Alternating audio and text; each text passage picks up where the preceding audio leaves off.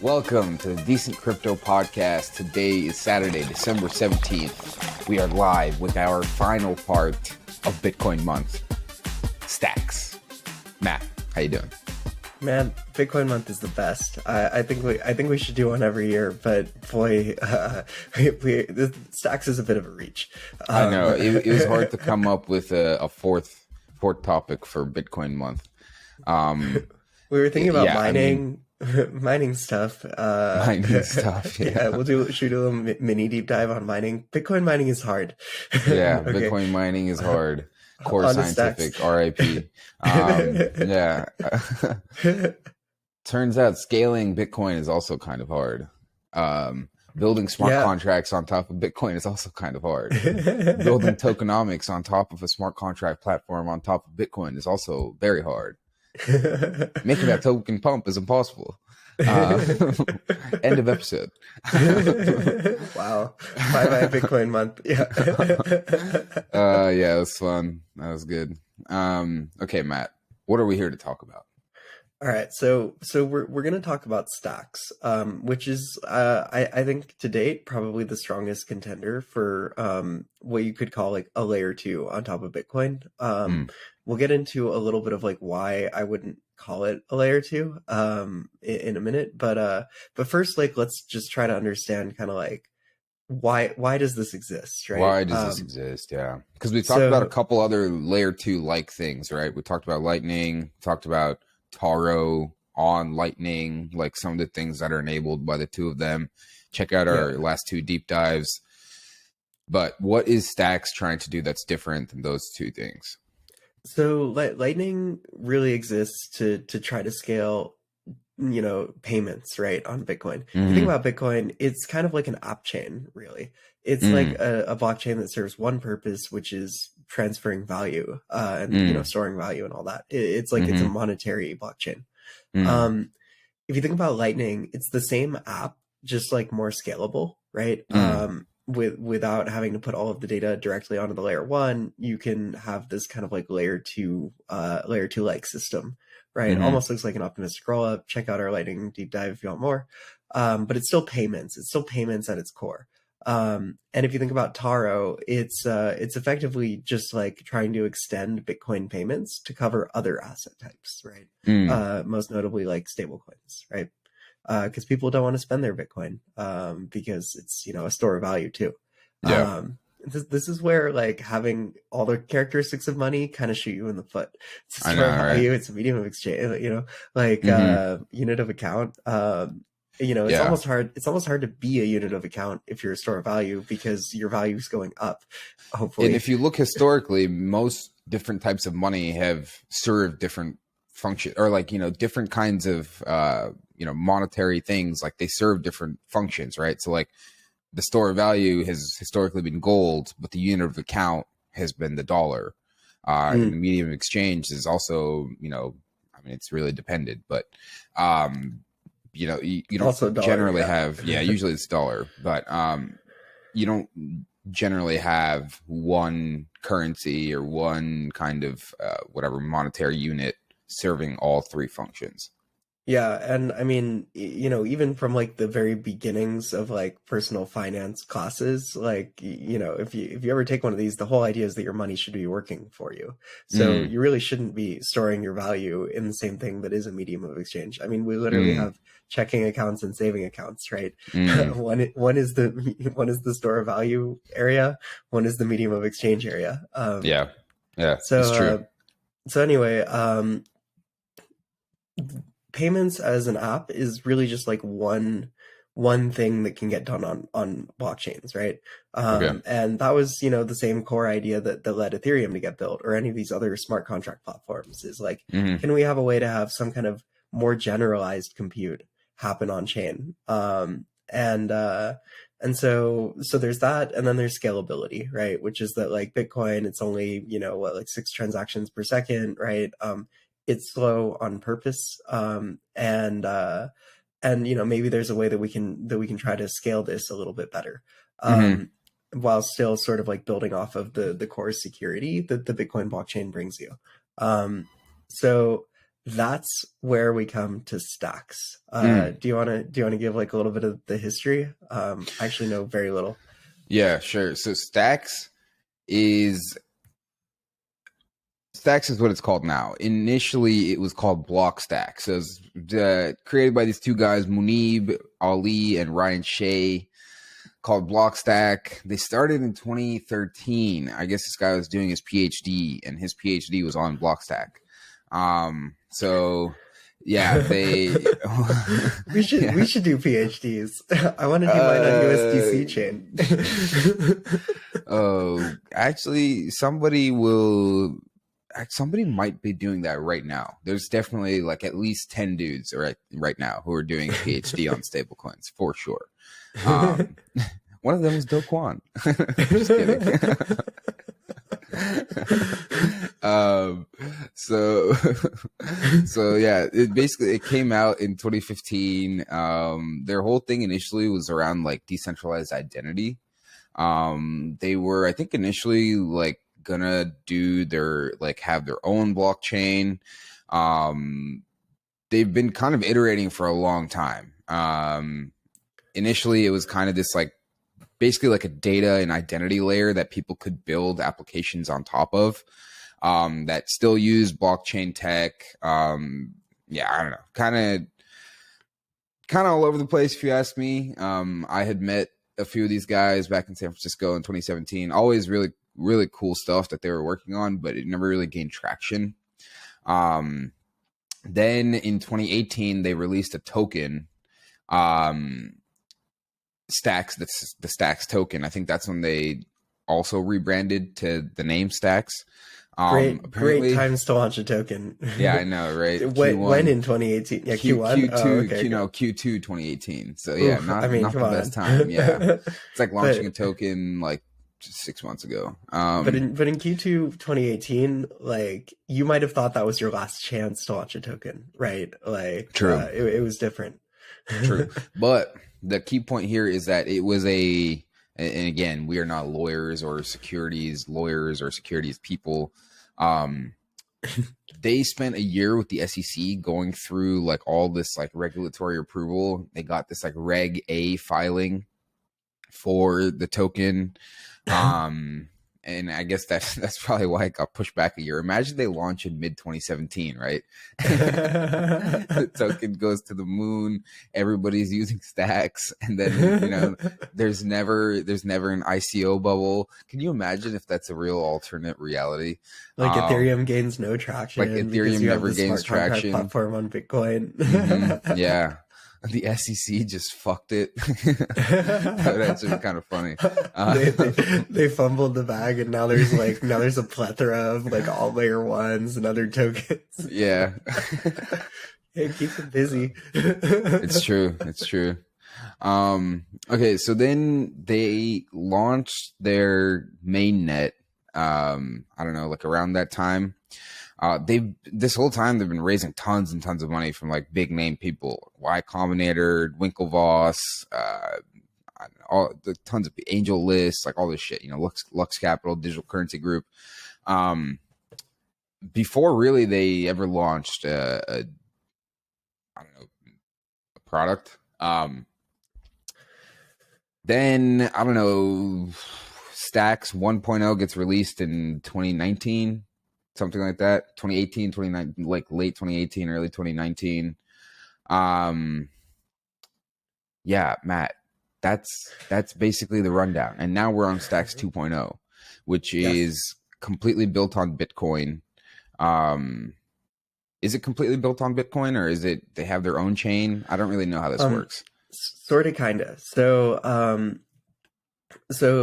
Stacks 2.0, right, released in at like December 2020. That's sort of like the version that we'll talk about today, right? That's like the sort of latest version of all the like tokenomics and all that. Let's talk a little bit about the Stacks 2.0 white paper. It sort of starts off with this concept of like, look, there are a few different ways to achieve consensus. There are a few different consensus mechanisms. Let's look at a few of them. First one, obviously proof of work, very secure, but like, energy intensive, not super scalable, right? The second one, proof of stake. And they sort of beat back against proof of stake by arguing that it's this is so interesting to me. They don't like its negativity. They don't like its negative vibes, man. Because proof of stake, the way they see it, is that it's all about slashing. It's about, like, that's how you prevent like double spends or like double signs or like forks in the network. Is it's all about like slashing for behavior that subverts consensus. Which is, I mean, sort of like with proof of stake, there's a carrot and a stick, right? In reality, there's slashing, and then there's and that is the economic incentive, right? Is like you don't want to get hurt. But there's another incentive, which is like block rewards, right? Like if you don't collect block rewards, then like your ETH would have been, or whatever you're staking would have been better off in like a lending platform or something, right? Not Gemini Earn, but like Aave. So they're like, look, like proof of work is good, but it's not scalable. Proof of stake is not good because it's so negative, man. You're harshing my buzz, man. Yeah, like seriously, like this is their argument. Well, we'll get into why this is funny, even funnier later. Then there's something called proof of burn, which you got to remember back in 2017, we were thinking about all sorts of different alternatives for the world, right? Proof of stake was one of them, but like we weren't fully sold that it was going to be secure enough to like have any kind of real transaction activity happening on it. So another one that people thought about was proof of burn. And proof of burn involves sending Bitcoins to the burn address on Bitcoin. In order to like mint something somewhere else or become like a block leader somewhere else or like validate the chain effectively. Proof of burn shows that like you've spent a little bit of something to get something done. Right. And so Stacks is like, yeah, that's great, but like we love Bitcoin. We don't want to burn our Bitcoin. Which is not the mentality we would have today. The mentality we have today is literally like EIP 1559 was burn everything. meant to create burn, right? Burn it all. And they were like, look, like that's wasteful.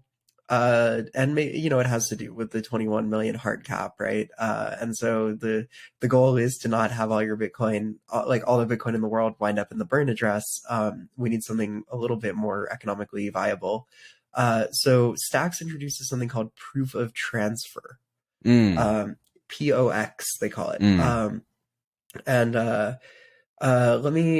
Let me see if I can sort of summarize briefly the way that it works, and then we'll get into like full block production after that.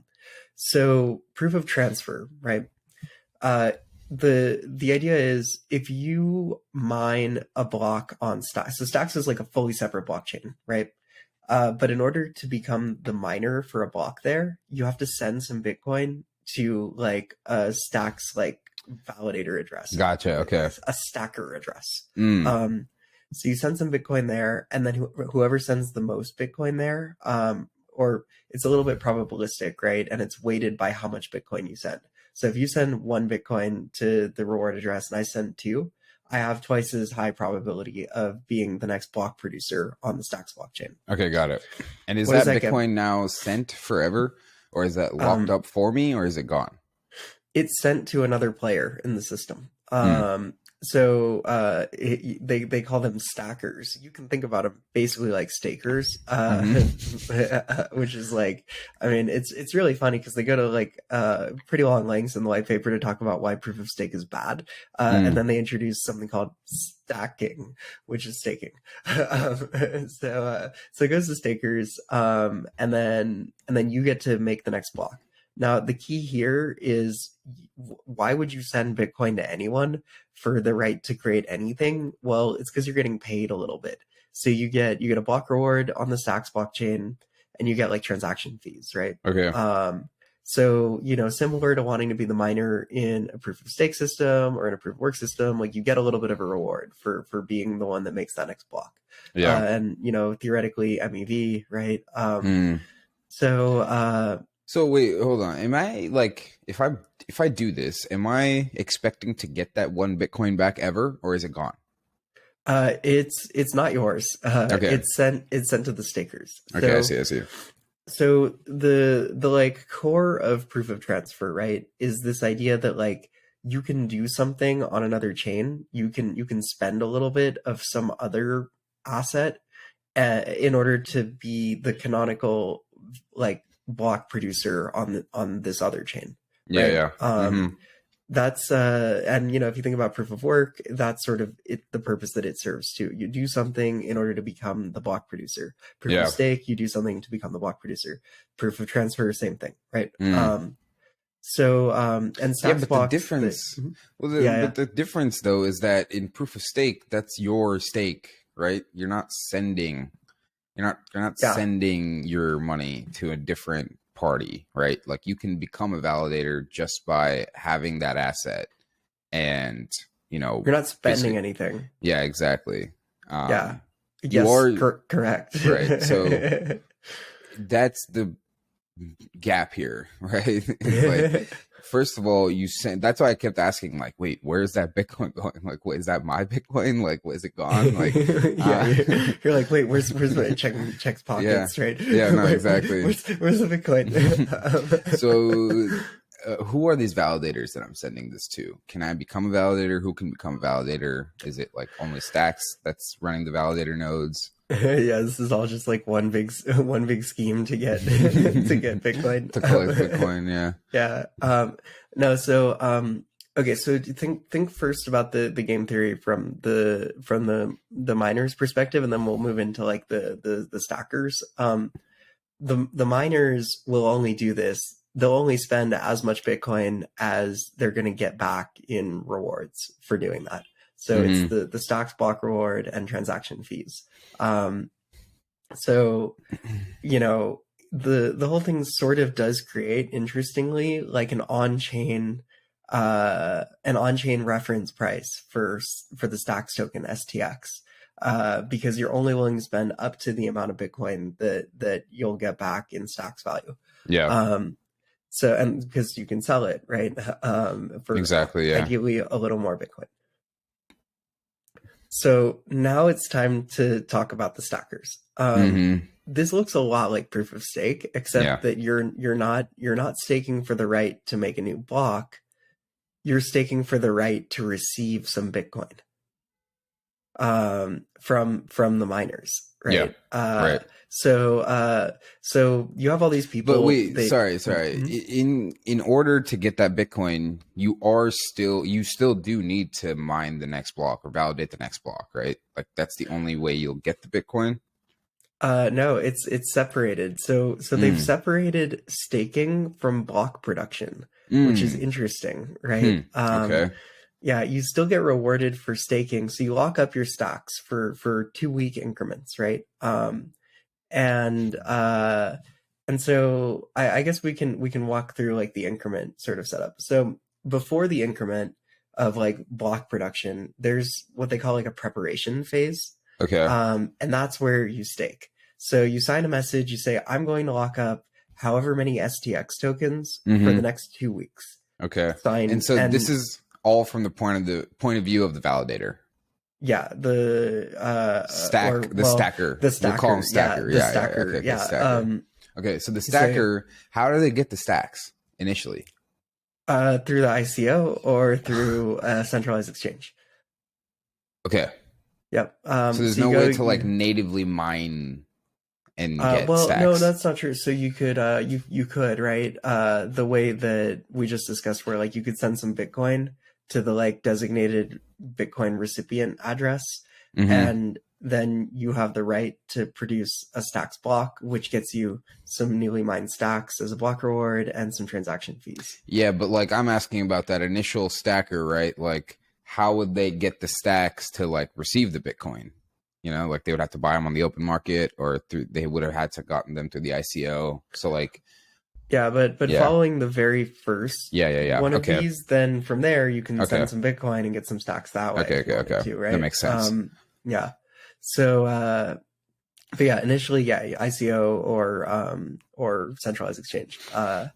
So you say, you sign a message. You say, and the message has three things. It says, here's how much stacks I'm willing to lock up.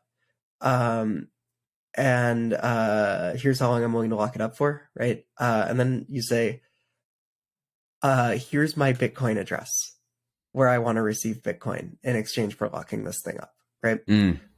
So you can imagine you have like 1,000 people that do this, right? And then based on the amount of stacks that each of them has locked up, they're sort of like randomly selected in order to be like slots 1 through 1,000, right? Or 1 through 2,000, right? I think there's like 2,000 stacks blocks in a stack like Epic. Okay. And so you lock up your Bitcoin, or sorry, you lock up your stocks, and then you get your like Bitcoin address placed in this long list of like pseudo randomly chosen 2,000 recipients, right? Okay. Then you begin the like block production phase. So remember this list of like 1,000 addresses. Let's say like the first one is like BC 12345, right? Mm-hmm.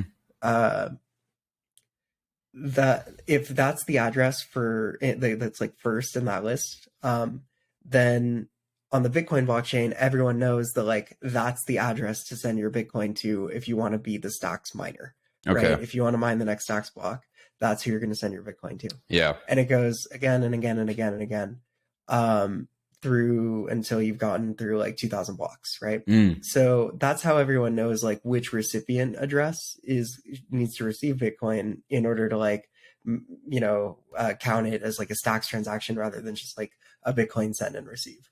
Okay, I see. So sort of like zooming out, right? You take your STX token, Mm-hmm. you stake it, and you receive some Bitcoin as a Mm-hmm. result. Yeah. And how is that determined, right? Is it you've stacked this much STX token, and so you'll be in the queue to receive like this much Bitcoin?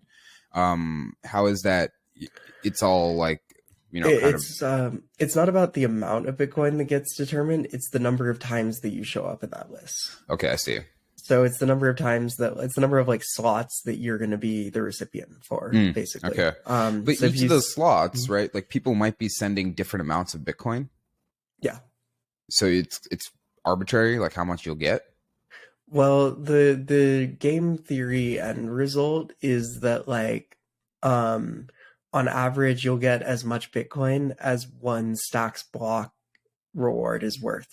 Okay, got it. So Or like block reward plus transactions, right? So like the only reason someone would pay you for the right to be the next like stacks block producer is if they thought that like the stacks block reward and transaction fees were worth it. And so in theory, it shouldn't matter too much because you're just receiving as much Bitcoin as a stacks block is worth. So that's the thing, right? Like it might as well just be that like you're the that you're the block producer too, right? Like in proof of stake, the way it works is you lock it up and your reward is the block reward and transaction fees, right? Here, those rewards go to someone else and that someone else pays you in Bitcoin. But in theory, you also get paid a little bit more Bitcoin, maybe, or maybe a little bit less. Like you can think about it maybe being a little more. Maybe you have two people that want to be the like block producer and they're each willing to bid up to the amount that they think that block production is worth, right? And so you get paid almost twice as much if you're the recipient for that block. But you could also see it being worth a little less because now everybody has to like discount based on the probability that like they're the one that gets selected. You know what I mean? Like if there's two people vying for it, maybe they're each only willing to bid up to like half the amount that they think that block is worth. So and then you have this added complexity of like, what about the mempool, right? Like with Bitcoin, it's great. Everyone can, I mean, the ETH mempool, it's like 15-second periods that you have to like run your MEV calculations. With Bitcoin, it's 10 minutes. So you can like, I mean, you don't want to submit at the very end, right? Because then people don't have as many chances to like hash your transaction. But if you did, you would wait, you would see how many people have submitted, and if nobody has submitted anything, maybe you just submit a little bit of Bitcoin with like a relatively high like transaction fee, and get immediately like boosted to the front of the line for the next block. So it's kind of an unnecessary like complex additional layer of complexity, right? Yeah. Hmm. except that it can make people feel like there's when they're stacking, rather than just like being the ones that receive like the big or the stacks blockchain block rewards and the transaction fees. You can receive Bitcoin instead, and someone else is sending Bitcoin and they're receiving those transaction fees. Mm. Does that make sense? Yeah, yeah, yeah. Hmm.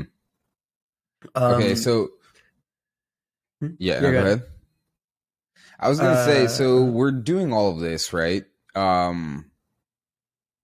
To do what exactly? Like, right? Like we've talked about the block production piece of it, but like, what is going in these blocks?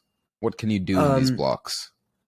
yeah. So Stacks introduces something called the Clarity language, the Mm. Clarity programming language. Okay. It's not actually Turing complete. Mm. Um, it has like some slightly stronger like algorithmic guarantees that like effectively the issue with Turing completeness, right, is that like you have this like inability to know exactly how a computation is going to affect a system until you actually run the computation. This is why gas exists, right? In theory, because there's no way to know ahead of time how long a computation is going to take, how many steps of like compute it's going to require until Mm. you actually run it. This is like this is like something that Turing proved back in the day, right? Mm. And so for for some algorithms, like you could see like one Bitcoin transfer is going to take this many changes to the state of the blockchain. Mm. But for a smart contract call, you don't actually know unless you like simulate running it. Like it's like a self-referential issue where in order to know how many steps something's going to take, you have to take all those steps anyway. Okay. um with Clarity, it's different. And you get like a slightly better, you get slightly stronger guarantees around like how much compute something's going to take, um, which parts of the chain it's going to touch, blah blah blah.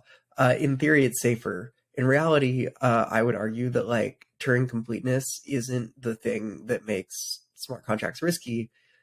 Poor programming and poor economic design is what makes smart contracts risky. You can still shoot yourself in the foot in Clarity, right? It's just that like it's slightly easier not to, except that Okay. Clarity is not like canonical, and so it's actually easier to like make a mistake because like there's so few examples Mm. to go off of. Yeah. Okay. Uh, I see. I see. yeah. And clarity, is this like if not being a developer myself, if I walked into this knowing like how to, I don't know, if I was like a competent developer, like would this be a foreign thing to me, or would I be able to pick it up pretty easily, or like? I think it's reasonable. I think it's about Okay. like solidity level. Except Mm. that like when you Google an issue, it's harder to find resources, right?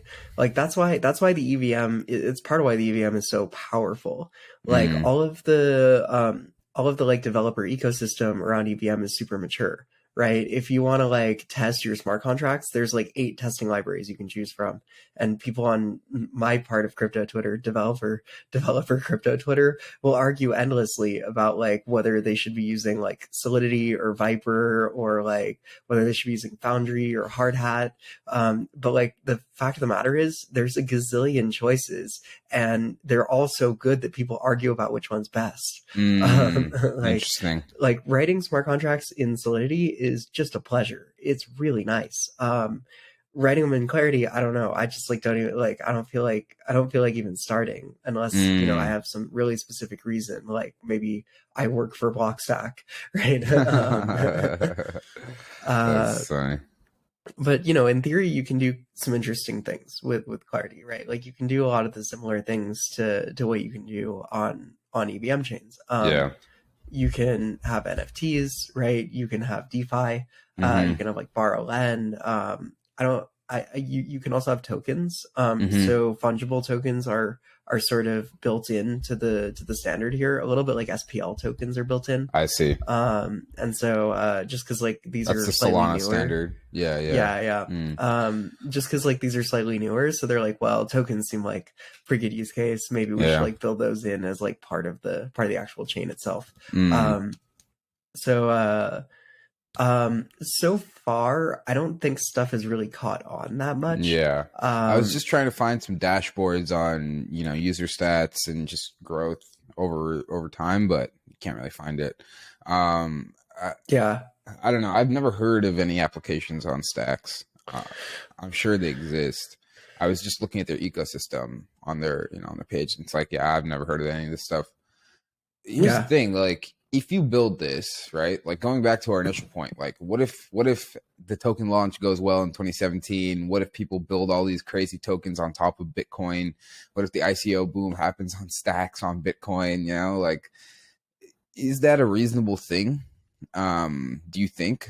Uh, right? Like, is it with all of this? Like, let's say the tech works perfectly. Let's say people start using it. Like, what kind of stuff do you think is enabled that we don't have already within, like on Ethereum, right? Or is it basically just like, let's build this so that we can replicate anything that does work on any EVM chain?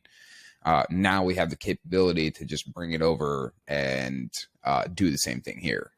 Uh, Yeah, I think it's much more that, right? mm-hmm, I think yeah, there's nothing incremental. For example, Bitcoin, right? You mm-hmm, would think that like that Bitcoin as an asset could be represented like natively on stocks. mm-hmm. But it actually can't, right? Because there's nothing really in the Stacks blockchain that tracks the status of the Bitcoin blockchain. Yeah. And so in order to have any representation of the Bitcoin asset, you actually have to wrap it in a Mm-hmm. custodial fashion, the same Mm. way you have to wrap Bitcoin in order to represent it Like, on Ethereum. okay. Um, Why does it have to be in a custodial fashion? Like, can't you just write a contract to like create a new, uh, like create a synthetic version of Bitcoin or something? I I guess you mean, need a custodian to like, track to the assets one mint to it, one. yeah. Yeah. So Yeah. Okay. someone needs to be trusted to like hold the Bitcoin over here and issue the Mm-hmm. Bitcoin over there. But Uh, it's not something like wrapped ETH or something like that, where it's like literally just a smart contract where you can send the Bitcoin in and it creates the synthetic version of the token for you. Well, there is no Bitcoin to send in Mm, on Stacks. Like okay, I see. on the Stacks network, the native asset is STX, and Mm-hmm.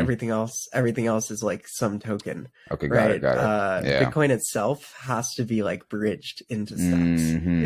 is the key issue here. Mm-hmm. Yeah. Like there's no such thing as native Bitcoin on Right. Stacks, which Okay. defeats the purpose, It right? does, yeah. And then you Like also wouldn't be able to even create like a representative form using the Stacks token because they're floating prices. And so yeah. even if you had some kind of way of saying like, oh, like one Bitcoin is worth a million stacks or whatever, like it's just that's not going to play out in the market. Well, yeah, and like okay, so theoretically, like let's say like we talked a little bit earlier about like being able to like back out like a Bitcoin stacks like price ratio Mm-hmm. based on how much Bitcoin someone's willing to pay to get however many stacks. Yeah. Uh Even then, right, like you don't actually know that like that's how much they're willing to pay, right? Mm-hmm. Because there's this weird competitive dynamic where you have multiple people competing to be like the next block producer on the next miner on the Stacks blockchain. So you never know like are they paying as much as they can? They're really only paying up to what they need to, and even then like it's probabilistic, right? Mm-hmm. So even then, even if you had a good reference price, the way that like Uniswap like wrap Bitcoin USDC provides you reference price, you still need to mint that asset, right? Like it's still not a native asset. There, even if you know for sure that like that like Bitcoin stacks ratio is like valid and like an accurate like representation of price, it's still like you have to mint it, you have to burn it, like like not having that native asset hugely degrades the value proposition of stacks. Like a For lot of sure. people will talk about stacks can have like Bitcoin DeFi, right? um in reality, like no, like you still have to wrap the Bitcoin the That was same the way you do very with first, Ethereum. yeah, that was the very first thing I thought of. It was like, oh, great, we can finally have Aave on Bitcoin, but it's like, no, you can have Aave on Stacks, which is useless because you don't want the Stacks token. Um, I mean, well, you don't want it any more than you want any other token, right? well, the thing is, like, Like if you want Aave on Bitcoin, you want Aave using the Bitcoin, like not yeah, you want having to some use the other, Bitcoin asset. That's a yeah. huge part of it, right? And then you also want to have, like, well, Bitcoin security as well, right? Mm-hmm. Like that's part of the idea here is that like you like it, like in in an alt layer one, right? And here I'm talking about alt, including Ethereum, right? The thing that the Bitcoin community, like Bitcoin maximalists, would say is like, well, the cost to attack it is lower than it is on Bitcoin, right? At least for now, right? Yeah. Especially when ETH was using proof of work, it was using much less electrical power overall, much less compute, which made it much cheaper to attack. I mean, there used to be a website where you could look up how much it would cost to 51% attack something. Yeah. Like Ethereum Classic has been 51% attacked like a gazillion times because it's like so cheap and, you know, it's just kind of funny. But like literally for the lulz, right? Like if you think about Aave, then like when you lock up your assets into a smart contract that's supposed to serve like a bank account, you want to be doing that on as secure a network as possible, right? That you don't want it to get forked to like have like a liquidation, like, you know, get like reorged in before you manage to like get your transaction in to like pay off your collateral or whatever, right? Like it becomes about security, and that's the reason why people want smart contracts built on top of Bitcoin, is because they want it to inherit Bitcoin's security, but also Bitcoin the asset. So Bitcoin the asset, not possible on Stacks. Bitcoin security, what do you think? Seems not the same, right? No. Like, yeah. Not the Like, same at all. yeah. So let's talk just like a little bit about the bull case for does Stacks inherit Bitcoin security Okay. before we completely decimate it. So Okay. so remember earlier I said like when you stake, right, or when you stack, you sign a message. It says I'm willing to lock up this much Stacks for this long, and here's my Bitcoin address. So like when it's my turn to be the recipient of the Bitcoin, send it here.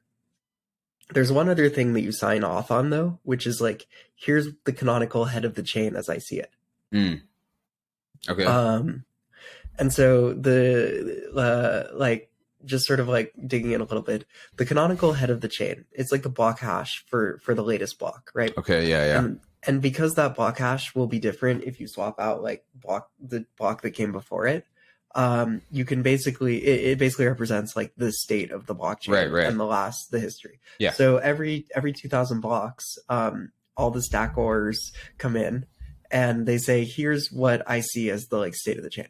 Okay. And there's like there's an iteration that happens where they have to sort of come to a consensus as to like the state of the Stacks blockchain, like what happened over the last 2,000 blocks. Yeah. So they'll tell you that like time to finality on Stacks is like, you know, and there's things they're looking to do like micro blocks, but look at the highest, they'll tell you that it's about the same as it is for Bitcoin. It's about 6 blocks. In reality, that's not true. It's 2,000 blocks, right?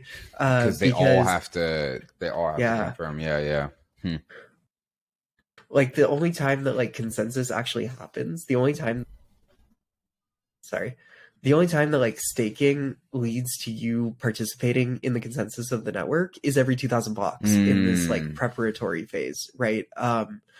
Otherwise it's like sort of a free for all. Now in theory, because everybody's running the same code, they should be, and they're tracking the Bitcoin blockchain, which like has blocks every 10 minutes and is like way less likely to fork. In theory, Stacks forks should only happen as often as like Bitcoin forks happen, which is like not that often. Yeah. But in practice, you can't really know for sure until everyone comes to a consensus, which is every 2,000 blocks. Yeah, okay, I see. 2,000 blocks is a very long time. It's like a couple weeks, right? So are the blocks so the blocks are the same time same block time as Bitcoin. Okay. They'll tell you that there's something called a micro block, which is where like it's an area of research for them, they'll say. But like the theory is that like, well, this is wild, right? The theory doesn't even make it more scalable, right? Like in theory, you can stream chunks of a block as the miner instead of like putting out a full block all at once, right? So so over the course of 10 minutes, you just append transactions to your block, basically. It's the same thing as like if you just wait 10 minutes and put them all on chain, right? It doesn't like a microblock doesn't change anything here. Definitely, because like having blocks happen more often doesn't help you unless you can reach finality on them. right? Like if you're still reaching finality on your block, like after the same amount of time as you reach finality on a Bitcoin block, it doesn't matter how many like intermediate blocks you've produced between A and B on your other chain. If the time to finality, like time to finality is really, you know, scalability is about how many transactions can I get between now and like finalizing them, right? Yeah. How often can I have a transaction, right? Yeah, if the transactions over, like, are not that period, right, if the transactions are not final, right, and if they're not actually settled, right, and however you define that, then there's no point in actually tracking that amount of time. Yeah, it doesn't. They don't exist yet, Yeah. right? They don't exist until they're finalized, right? Yeah. So they may as well not exist. So So even their plan for microblocks doesn't actually improve scalability relative to Bitcoin. It's just like more block space for every Bitcoin block, right? And it's secured basically by the value of the stacks token, right? So why do I even care to come to consensus, right? Like when I'm voting on where the head of the chain is, and I'm voting on, you know, as part of this like preparatory phase, the only here's the only like rationale for why this inherits any value from Bitcoin, right? When I'm in this like preparatory phase of like voting on like where I see the head of the chain, the reason that's important is because that is like the random seed that will determine the order of addresses, of Bitcoin addresses that get paid. Okay. So so you need everyone on the network. Like your incentive is to agree with everyone as to what the state of the chain is. Yeah. Because that's the only way that you're going to like properly be able to stack and get paid that Bitcoin. Okay. So this is the only that's like the only time aspect. Yeah. Okay, that's the only time everybody is aligned and incentivized to basically cooperate. In the middle period, consensus. Yeah, exactly. In the middle period, it's a complete free for all. Well, the middle period is pretty much deterministic, right? The only thing that could present an issue in the middle period is a fork in the Bitcoin blockchain. Okay, that makes sense. Yeah. Yeah. Now here's the thing. So you're staking, right? And the reason that people would say that like this inherits some security from Bitcoin is that you're staking for the right to receive Bitcoin, not STX token, right? And so you're coming to a consensus. You're like incentivized to come to a consensus over here on the Stacks blockchain, because if you don't, you won't get paid that Bitcoin. Right, like you won't, your Bitcoin address won't make it into the list of like recipient addresses, and then nobody will pay you Bitcoin. So, that's a little bit of an economic incentive. Now the issue is that the people that are sending you that Bitcoin are only going to send you as much Bitcoin as they would find valuable to receive that like Stacks block reward. So if the value of Stacks goes to zero or close to zero, as soon as it becomes not worth the transaction fee on the Bitcoin blockchain, you're gonna not get paid any Bitcoin. Right. And then so the whole thing rests on STX token being worth something. Yeah, that's the thing. So here's where we get into the token, right? So like, is the token, has it all been distributed out? Is it, you know, like what's the like token design here to pay out? It's inflate, or well, it's like it's hard cap, kind of. It's a little bit like Atom, in the Atom 2.0 setup, where they're in like Atom 2.0 v2, where you have like it looks a lot like the Bitcoin distribution curve in the like first like 10 or 20 years, I think, where you have like a fixed block reward, and then it halves, and then it halves again, and then it halves again, until it hits like this level of just like steady state STX emissions. Okay, got it. But it's not like a percent; it's like a number of STX tokens. Interesting. So it's not like they're targeting like 2% inflation; they're just targeting like a number, however many thousand STX getting produced forever. Okay. So it'll become the quite idea deflationary later on. Yeah. But you know, the only thing that it's useful for, right, is, well, it is useful for a couple of things here. It's not just useful for gas fees; it's also useful for like staking, right, or stacking. Yeah, stacking. Yeah, of course. And but you know, the whole thing rests on the STX token being like actually useful, Mm-hmm. being valuable enough that that steady state emission rate is worth it relative, you know, so it's the emission rate plus transaction fees. Um, it's that being worth it relative to the price of Bitcoin, Mm-hmm. to get a transaction done on the Bitcoin blockchain. Yeah. Hmm. So bullish or bearish? You know, bearish. Yeah. Sounds Uh, extremely bearish. it is interesting, right? In that they're pointing toward this way of, okay, so it's interesting for a couple of reasons. The first one is the separation of staking from block production. Mm. A little bit like proposer builder separation on Ethereum, Yeah, yeah, yeah. but like taken like one step further to say that, you know what, like the block reward also not paid to stacks recipients, right? Or to Hmm. stackers, Yeah. right? Stacking to get this like alternative asset Bitcoin, right? And you know, people being willing to spend Bitcoin in order to receive STX, right? Mm-hmm. It's a different setup. Like I can't think of anything that's like this. Yeah. Like I don't know of any other projects that are the same as this, right? That where they break out like block production from Mm-hmm. staking, Yeah. right? But not just like production. I mean like reward receiving this Mm-hmm. production with flashbots, whatever. You know, like you know, people that are saying, you know, like you can stake through liquid staking derivatives, you stake through Coinbase produces the block, whatever, right? But the actual separation of staking from native asset like block rewards is something that I've never seen before. Mm. So it is interesting, right? Yeah. I just don't think it inherits much from Bitcoin. It's like you know, it's adding the ability to like do smart contracts, right?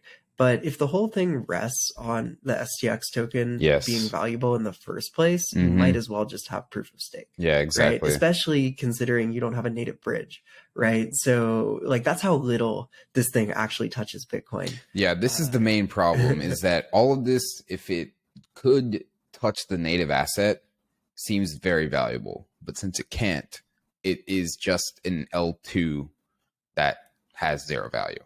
I Uh would argue Alt L1. all okay, sure. I'll tell one. But it yeah, okay, yeah, sure. I'll tell one, but that is not gonna accrue any value. Yeah, it so it's slightly value accretive for Bitcoin because it adds at least one transaction to every Bitcoin block. As long as people are willing to like pay it. So that's cool, right? Because like True. literally like the Bitcoin economic model, like we just need more activity, Mm-hmm. right? So Yeah, like it's any true. kind of activity on the Bitcoin blockchain, we should be like encouraging, right? Mm-hmm. So, you That's know, true. um but where yeah, what it just doesn't touch Bitcoin that closely. It doesn't Mm. integrate, like you don't get Bitcoin native assets. You still have to bridge. Um where and like okay, like working at Polygon, this is why I get so like knee jerky about L1 versus L2. Mm. It like for a while they had the exact same narrative, which is like, look, we have this token or we have this blockchain. It sort of kind of touches the L1 blockchain, and you Mm-hmm. know, for Stacks it's Bitcoin, for Polygon it's ETH. Mm-hmm. We're calling that an L2. And people get kind of like fired up about this. Like, that's Mm-hmm. not an L2. It doesn't inherit the security. You still have to bridge, right? Yeah. What you have now, though, is like actual L2s. You have Mm. Optimism and Arbitrum, and someday Mm-hmm. the real version of ZK Sync and Yeah. Scroll and Polygon ZK VM. Those are real L2s. They inherit the security of the underlying L1. Mm-hmm. And you don't have to have custodial bridges, Mm. right? Like you can have stronger security guarantees, um, Yeah. like varying depending on the L2, right? So there are people that are trying to build this for Bitcoin, right? And in a lot of cases, it's, you know, ZK. Like, can you imagine? Can you imagine people trying to build optimistic rollups for Bitcoin? Like, it's so yeah. Yeah. That's funny. But you know, there's only a couple of opcos that really need to get added in order to make like ZK rollups on Bitcoin a real thing. Yeah. Okay, that makes which sense. is Actually, that's really cool. pretty interesting, Yeah, yeah, right? yeah. Huh. Then you can have actual layer twos that actually inherit the security and actually use the native asset in a relatively trust minimized way. This sounds like our next Bitcoin one, 25 years from now. That's the issue, is like, will people accept like one more opcode for this? Hard to say. But if you're in the Bitcoin camp, like, you know, it would make a ton of sense to like allow a little bit more experimentation. Yeah. Right. To like if you're in the Bitcoin camp, first of all, like you believe in like privacy probably a lot more than someone in any of the other camps, right? So ZK for you represents like a real possibility of getting even better like anonymization potential out of Bitcoin, right? Second, like you love Bitcoin, you should want to put it into a trustless like lending platform. Yeah, right. true. So, you know, why not get more Bitcoin, right? But you should want to do that on chain. You shouldn't want to do it through like any of the like centralized parties. So I think that like the incentives are there. I'm just not sure that the Bitcoin community is going to be willing or especially able to start to get like, you know, consensus around this. Yeah, exactly. The main problem is the like coordination involved, and you need people. This is like a very much a social thing. You need people to buy into this vision, and then you need people to build it, right? If the dream and the vision is basically just like hodl, never touch this, like don't ever, you know, like build anything on top, like then that's one vision, like that's a much more constrained vision. But that, you know, it's like we're kind of already there with Bitcoin, you know. It's like with everything that's happened the last 5 years, it's like it's just one thing. It's this fixed supply digital asset, store of value. Everything else is moved onto these L1s, moved onto Ethereum, moved onto L2s. So this is our job here. You know, we talk about the tech, we explore the tech, but it's up to the people to use the tech and want the tech, you know? So if no, you know, if, I don't know, if transactions happen and I don't know, nobody's listening, like, yeah, that ultimately becomes the issue with stacks, right? Exactly. Like, yeah. If I'm sending some Bitcoin to whatever address, is anyone listening? Right? Does it matter? Like you have to separate like I'm doing this thing from someone else is going to behave this way as a result. Yeah. Well, that's our deep dive on stacks. Kind of a depressing note to leave it on. You got anything else, Matt? Look, you know, I think the optimistic note is that clearly there's enough people that want something like this to happen that there's the potential for ZK rollups built on Bitcoin. And for me, that's really important, right? And you know, I don't know whether, you know, higher like trust minimized like Bitcoin bridging is going to come from a ZKL2 or if it's going to come from like Cosmos IBC trying to like build like a relatively secure bridge to Bitcoin, but it's coming. And you know, Stacks is like the first attempt at this. And it sort of like, you know, the fact that they're using proof of something else, it really dates it, right? Yeah, like, I know, right? Like, you know, we were talking about proof of all sorts of shit back in like 2016, 17, and it was, you know, it was like real gaslighty stuff, right? But the demand is there. The developer community is there. People want generalized like smart contract programmability with Bitcoin's security guarantees and native asset. It's just a question of when. So I'm actually like very bold up on this. Okay. Wow. On the space, just not on stacks. Nice. Well, that concludes our deep dive on stacks. We'll be back in a few days to recap everything that happened this week. Have a good weekend, everybody. Till then, stay decent.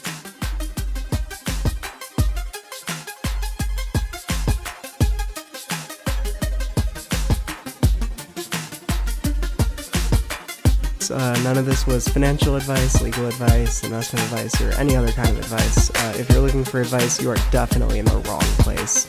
Until next time, stay decent.